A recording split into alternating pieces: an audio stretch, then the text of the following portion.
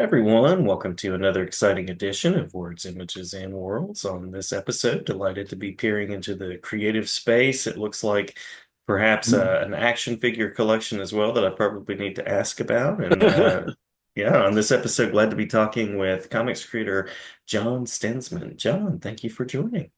Yeah, thanks for having me. I appreciate it. Absolutely. Folks out there will know you for work on Lady Pendragon as Hmm. well as Evangeline. I think I'm saying that right. Something pretty You close to got it. that. Yeah, Yep. you got it. Local Man, Hmm. Vampirella, a nice range of creating that is out there and lots of iconic characters and Hmm. books in the world of comics. And it was in the 90s, so all dollar bin fodder now. You can find them cheap. Go ahead and start your cheapo John Stinsman collection now. There you go. There you go. At an LCS near you, somewhere out there. Exactly. Yeah. Now, Local Man is that one's a more recent one, right? Yeah. Yeah. Yeah. Another wonderful surprise of, 20 years passing from when I started doing all this to now and finding new people like yourself. And, these other guys that I'm meeting who were either grew up on the stuff I drew or just found it and liked it. It's really cool. I'm having fun doing all this stuff. The interviews and meeting new people, jumping on new shows, and I'm learning everything because a Kickstarter is in my future at some point, and Awesome. we can talk Awesome. about that when we can. But go ahead. Yeah, Yeah. absolutely. It's an open Mhm. invitation, and we can certainly Cool. plan Thank on you. that. Yeah. What got you into this creating and storytelling world? What was the spark for you? I was always drawing since I was a young kid. I mean, like young, like 2, 3 years old. Give me the crayons. I didn't really color in the coloring books they got me. I more like drew in the little open spaces. Um, it was a very simplistic as a 3 year old or 4 year old, perhaps, just like stick figure type stuff. But I just kept doing it and doing it. And then Hmm. I, and then in 1977, when I was 5, Star Wars came out. Um, and of course, it was the biggest thing ever for my age group and even more age groups than that. And I wanted more Star Wars, but there was no VCRs. There's no Hmm. streaming. There was no nothing at all other than going back into the theater. But once it was out of the theater, that's it, man. No more Star Wars for you till the Yeah. next one. So I love Star Wars so much that I just kept drawing all the characters. I want TIE fighters and Death Stars and C3PO, R2D2. And that really helped me a lot because I had like record books and stuff that I could look at. It helped me to learn to draw what I saw in life. It was my first lesson as an artist, Hmm. not to just draw figures and what I look like. Oh, here's an arm and an elbow, whatever. But actually bring it into like I want this to look like C3PO looks in the movie, as close as my little 5 year old self can get him. And Yeah. that was the catalyst for my interest in comic books and art simultaneously because my dad was buying me the comic book series that Marvel was running at the time. So every time he'd go down to 7-Eleven and get himself a pack of cigarettes, he'd come back with a comic book for me, and often it was Star Wars. So I was happy for that. Yeah. Yeah. I also have that film and comics connection that was a big link for me with things like Star Wars, Indiana Jones, Batman, and some of those other things. Mm-hmm. Oh yeah, yeah. It's so much more fun for kids these days to get into something because there's a huge rabbit hole you can go down with everything.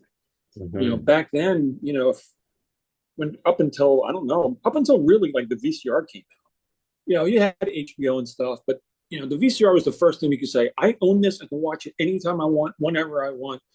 And I don't think the kids of today could even comprehend what that life must be like to have not had access to whatever you wanted, whenever you wanted. But it's true. It's true. That's the way life was, kids. That's right. It was a reality back in the Yep. day. Back in the Yeah, day. absolutely. Yeah. Yeah.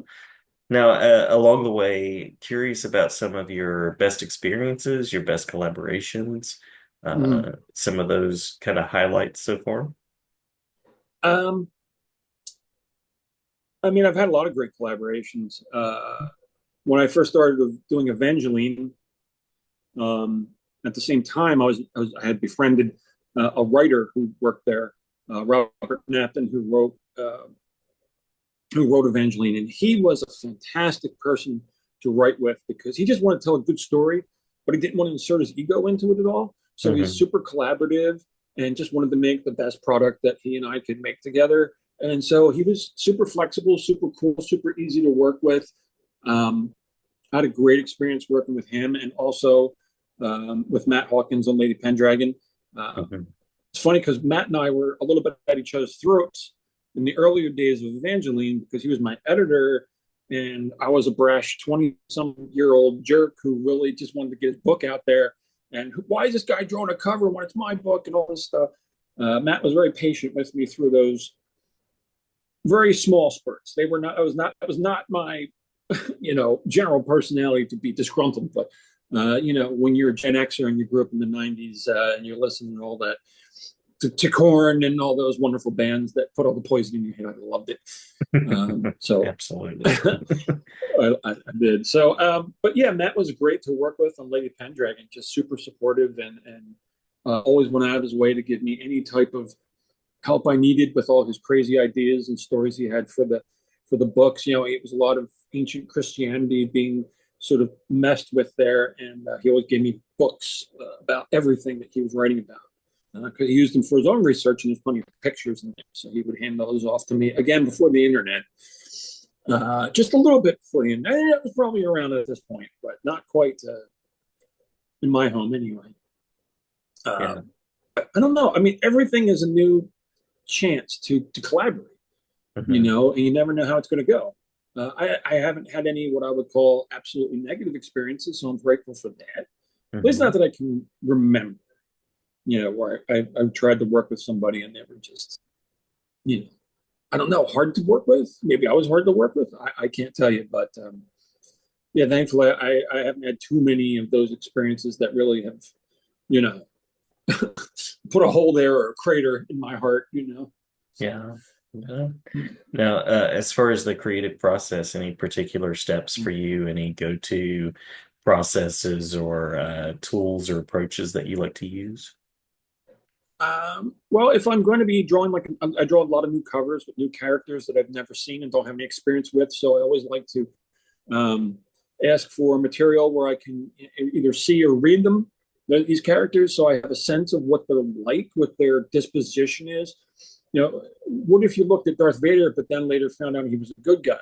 It would kind of blow your misconception because I would take that design and go, "Oh, this person's menacing," but then I read the book and I find out they're not like that. So I Hmm. want to really infuse the character that I draw with being true to what the writer created there. Hmm. Um, Hmm.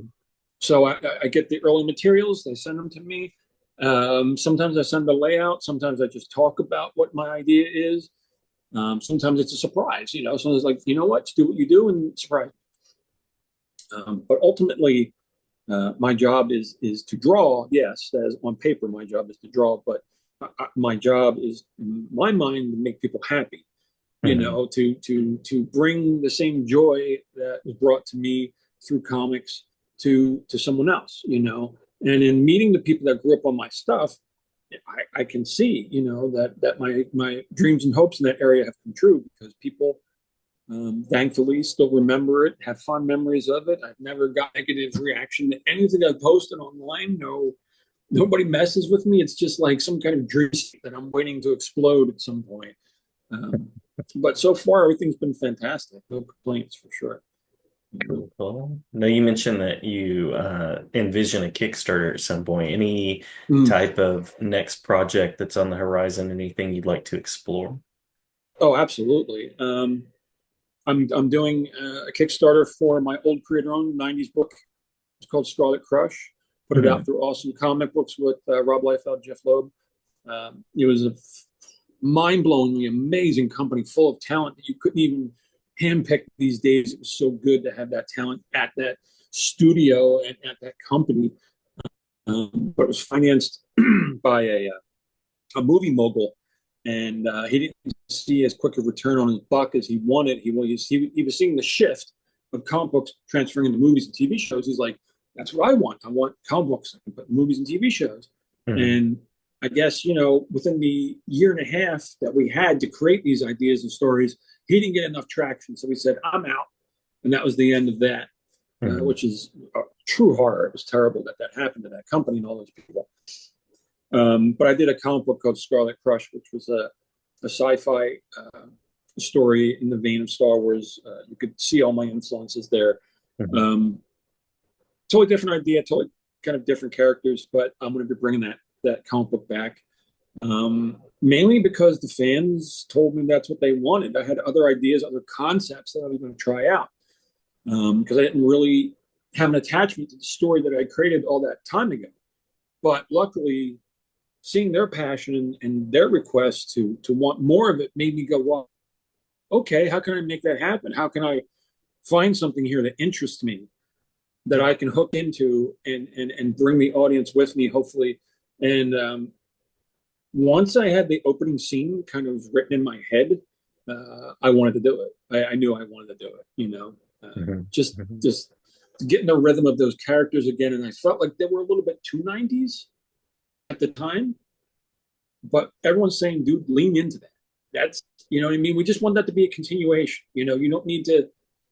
The world has changed, but like not really for those characters because it's only like a couple of days later for them. So you don't need to change all the costumes and change all the hairstyles and change, the attitudes and dispositions. It was a reflection of the '90s, and it was, of a lot of youthful sort of ideas and stuff. So I'm trying to recapture that and just go with it and have fun. And if you are someone who read the original comic books and you love that team, you may hate the first issue because they get completely decimated. They get destroyed. They get ripped to shreds, and it looks bad at the end of the first issue. So I just hope people like it. I really do. It's going to be a lot of fun to draw.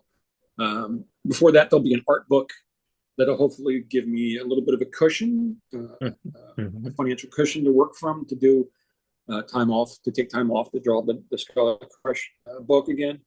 Um, so that'll be coming hopefully early next year. The artwork obviously is all done because it's a compilation of everything I've drawn over the course of my career. Um, I just need a good layout design for it and get that up and hopefully funded at a price that is helpful to me to bring this book to the audience. So yeah, that's what the Kickstarter is going to be for sure. Love it, love it. I love the creative vision, and I love how you're thinking through kind of the legacy of this universe that you've created and how you want to tackle it now. Yeah, thank you, thank you. It was interesting because I didn't think I could get back to it. That mindset was very specific to not only that era, but just how I was feeling at the time. That Mhm. youthful rage, like I talked about before. You know what I mean? It's kind of that quiet rage. It's simmering. It's not really explosive. It's just Yeah. that little bit of simmering. What do they call it? Not counterculture, but something along those lines. Where you Mhm. just want to shake. You want to shake the cage a little bit. So I'm very zen as an older person. I feel very zen with the world, and all I want is peace and tranquility. Um, but it'll be interesting to revisit that with those concepts in mind and seeing how far I can get back to the original feelings that I had about those characters and bring them back in a way that feels like never skipped a day.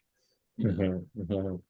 If I'm a listener and I want to find out more, if I want to follow along and know when things are coming up, is there a particular place? I am Uh, mostly on Facebook. That's the you'll never like you might find me outside of Facebook, but you'll definitely find me on Facebook. mhm. Apparently, Facebook's just for old people now. I don't know, but it works for me. Um, I have Instagram as well. They're both just my name, John Stinsman on Instagram, John Stinsman on Facebook. There is a very old John Stinsman account that has a letter J in blue. That's not it. Skip that one. Forget that one. Go to the one that has my picture on it, and you'll know up to date everything having to do with any comic books I'm working on, any art I've done, any appearances I have coming up, so on and so forth. They're all right there. And I like Facebook because you can go back and forth with people. It's more of a conversation. It's not Mhm. just, Instagram is like, here, I drew something, look at it. And people can comment, but it never turns into a conversation. Whereas on Facebook, I can turn those into conversations. And I like that. That's why I like that platform. Yeah, the interaction is a good thing. Can be a very Mm-hmm. good thing. Yeah. Absolutely. Yeah. Have we missed anything in the talk through? Any areas that you'd like to make sure to mention before we close out? No, I mean, if you're satisfied, then I'm good. I'm good with it. Yeah, I'm happy. I appreciate being invited on, and hopefully, some new people will find me and find me not too annoying that they can come check out my work. It, You I know, think they'll be pleased. I think they will be pleased. And I will I hope ask, so. yeah, I'll ask the treasured object behind you, the piece of memorabilia that stands out most. Is there one of those that you have from your collection? What's that? The Oh, is there collection the one behind that you. I have? Hmm. Oh, I mean, that's just like 1/10 Oh, of yeah, what I have. nice, nice. So, I mean, it's usually the newest, latest, and greatest, which usually adorns my desk right here where I work.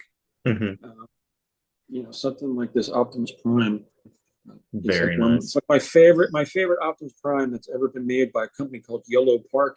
It does not transform, which I like because I don't transform my Transformers, not since I was 5. That's a Hmm. kid gimmick. I'm sorry to tell adults, but that's a kid gimmick. Transforming your Transformers. I just want them to look like they did in the cartoon as accurately as possible without all the extra tires hanging off of it and everything else that, if it transforms, it needs. So I like that. That's fun for me. I've got all kinds of things. I went and got the Marvel Legends Ghost Rider today. Found him at Target. I was happy about that. Hmm. I've got Hmm. my Oh, very there's nice. a neck of Beetlejuice hanging out here. Got SH Figure Arts, Indiana Jones. He's got to be here on the desk. And then another favorite is the Frank Frazetta Conan by Mezco. Very That's nice. just looks perfectly identical to his artwork. They captured that brilliantly. So yeah, it's just a few things I enjoy. Love it, love it. I love that you're in kind of the mixture of the creativity with all these characters. And as I mentioned at the beginning, glad to have you back anytime to talk about the projects as they're coming along and to point Absolutely, people man. back as well. I appreciate that. I would love to do it for sure. Absolutely, absolutely.